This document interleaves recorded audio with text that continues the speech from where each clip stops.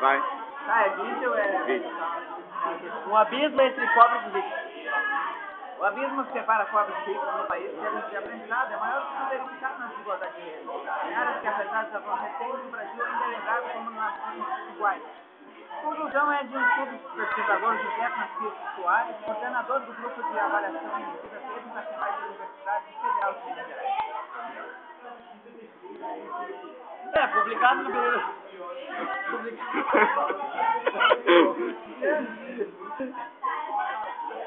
Publicado no período International Journal of Social Research, o trabalho estimou a desigualdade na educação brasileira. Usando parâmetros similares brasileiros, usando parâmetros similares aos índices de foram usados por economistas para avaliar o grau de desigualdade da renda no país. Esse índice varia de 0 a 1, sendo 1 o máximo de desigualdade. Usando a mesma escala, Soares calculou a desigualdade da aprendizagem de alunos brasileiros a partir das notas dos estudantes da oitava série, né? Das provas de matemática do SAEB em 2013.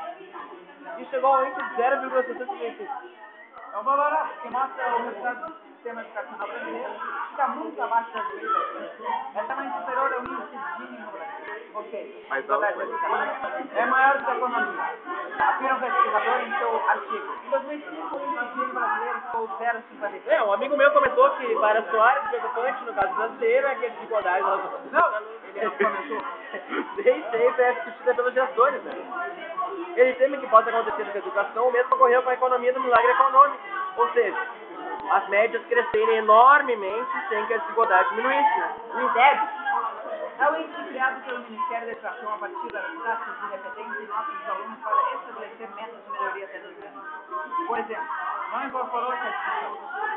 As médias poderão melhorar com estratégias não estatísticas. Porém, como exemplo de uma dessas estratégias que melhoram médias sem diminuir a desigualdade.